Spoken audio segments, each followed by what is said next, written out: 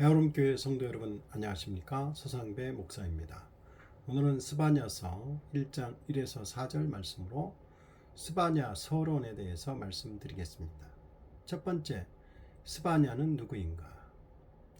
스바냐 1장 1절, 아몬의 아들 유다왕 요시아의 시대에 스바냐에게 임한 여호와의 말씀이라. 스바냐는 히스기야의 현손이요 아마랴의 증손이요 그다랴의 손자요 구시의 아들이었더라. 다른 선지서들과는 달리 본절에서는 선지자의 조상이 4대까지 언급되고 있습니다. 다른 선지서와는 달리 이토록 스바냐의 조상에 대해서 자세하게 언급한 것은 아마도 스바냐의 4대째 조상 히스기야 때문인 것 같습니다. 히스기야는 이스라엘 역사에서 선한 왕 중의 하나였던 히스기야 왕을 가리킵니다. 두 번째, 역사적 배경. 선지자 스바냐가 사역을 하던 때는 요시야 왕 시대였다고 합니다. 요시야 왕이 대대적인 종교 개혁을 일으키기 바로 직전 혹은 개혁 초기에 활동했을 가능성이 높습니다. 앞선 아수르의 속국 노릇을 하였던 므낫세 왕과 아몬 왕의 통치 아래서 유다 사회는 영적 도덕적으로 완전히 부패해 있었고 바알과 아세라 1월 성신을 숭배하는 종교 혼합주의가 극에 달해 있었습니다. 이 두 왕은 유다 땅 전역에 우상 숭배가 만연하게 하였습니다. 심지어 성전에서조차도 메소포타미아에서 들어온 제의인 1월 성신과 12궁성 숭배와 가나안 신들에 대한 숭배가 행해졌고 종교적 창녀, 창남, 그리고 희생 제물로 드리는 인신제사, 암몬 신인 밀곰 숭배가 행해졌으며 여호와를 그러한 이방 신들과 동일시하는 일이 벌어졌습니다. 당시 국제적으로는 강대국 악수르가 본국 사정으로 인해서 서쪽 지역에 대한 통제권을 행사할 수 없었던 때였으며 국내적으로는 요시야 왕이 철저한 계획을 시행하고 국토를 넓혀가려던 때였습니다. 주전 621년에 요시야 왕은 광범위한 종교 계획을 일으켜서 이방의 관습들과 제의들을 유다 땅에서 제거하고 모든 예배를 예루살렘에 집중시켰습니다. 하지만 요시야는 주전 609년에 무기또에서 애국 군대와의 전투하는 중에 전사하였기 때문에 우상 숭배는 유다에서 계속되었습니다. 요시야 사후 엘리야김 왕은 선왕의 종교계획을 뒤엎고 우상 숭배로 되돌아갔습니다. 세 번째, 신학적 메시지. 첫 번째, 여호와의 날. 스바냐서의 가장 중요한 신학적 메시지는 단연 여호와의 날입니다. 이스라엘은 하나님과 시내산에서 언약을 맺은 백성입니다. 하지만 그들이 우상을 숭배하고 도덕적으로 타락한 것은 언약을 파기한 행위였습니다. 이스라엘 백성들은 흔히 여호와의 날을 자신들이 구원받고 이방 나라들이 심판받는 축제의 날로 오해했습니다. 그러나 스바냐는 언약을 배반한 유다 역시 심판의 대상임을 분명히 하며 그날은 분노의 날이요 환난과 고통의 날이라고 선포합니다. 그리고 스바냐의 심판선언은 유다와 이웃나라들 블레셋, 모압, 암몬, 구스, 아수르를 넘어 온 땅과 하늘, 바다의 생물까지 멸하시는 제2의 노아의 홍수와 같은 우주적 심판으로 묘사됩니다.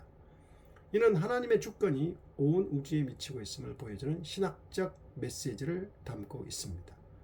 두 번째, 여호와 유일신 사상. 요시야 왕이 종교개혁을 일으키기 직전 유다의 영적 상태는 극도로 혼탁했습니다.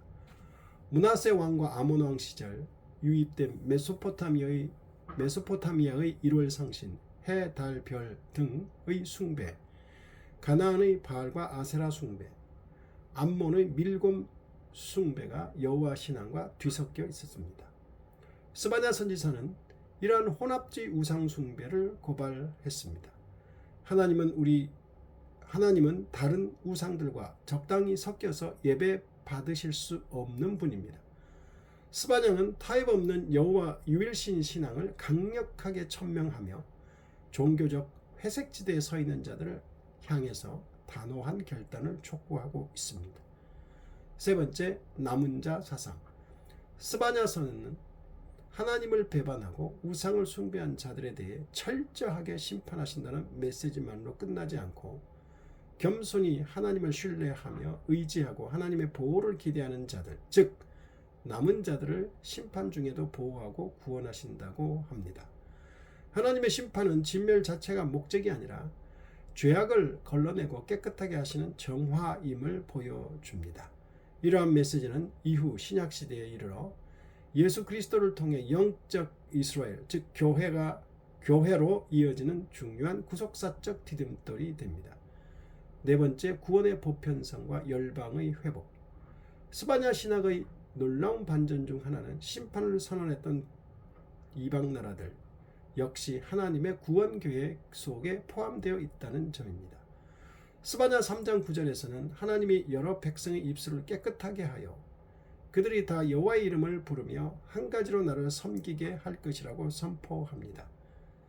이스라엘만의 하나님이 아니라 온 세계의 창조주이신 하나님께서 열방의 입술을 정결하게 하시고 그들이 하나님께 예배드리러 나오게 하실 것이라는 선교적 보편적 구원관이 깊이 깔려 있습니다. 크게 네 번째 전체 구조입니다. 첫 번째, 1장 1에서 2장 3절 유다와 예루살렘을 향한 심판 선포, 우상 숭배와 도덕적 타락에 대한 경고, 여호와의 날에 임할 무서운 심판과 회개의 촉구. 두 번째, 2장 4절에서 3장 8절 열방 블레셋 모압 암몬 구스 아수르를 향한 심판 선포, 주변 강대국들의 몰락을 예언. 세 번째, 3장 9절에서 3장 20절 남은 자들의 구원과 회복의 노래, 열방이 변화하여 주께로 돌아옴, 이스라엘의 남은 자들이 누릴 평화와 기쁨, 하나님의 벅찬 사랑의 노래. 스바냐 3장 17절은 성경 전체에서도 하나님의 사랑을 가장 감동적으로 표현한 구절 중 하나입니다. 앞서 선포된 무서운 심판 메시지와 극적인 대조를 이루며 깊은 울림을 주는 하나님의 벅찬 사랑의 노래입니다. 스바냐는 단순히 하나님이 진노하셨다를 보여주는 책이 아닙니다. 죄에 대해 철저히 심판하시는 공의의 하나님을 보여줌과 동시에 그 심판을 통해 죄악을 씻어내고 결국 자기 백성을 품에 안고 기뻐하시는 사랑의 하나님을 계시하는 책입니다. 나아가 열방들도 변화하여 주께로 돌아와 예배드리게 하실 것이라는 선교적 보편적 구원관을 보여주는 책입니다. 기도하겠습니다. 하나님 아버지, 우리를 사랑하여 택하여 주시고 우리를 끝까지 책임져 주심을 감사합니다. 하나님 앞에서 범죄하지 않게 하시고 늘 깨닫게 하시고 회개하며 살게 하옵소서. 예수님 이름으로 기도드립니다.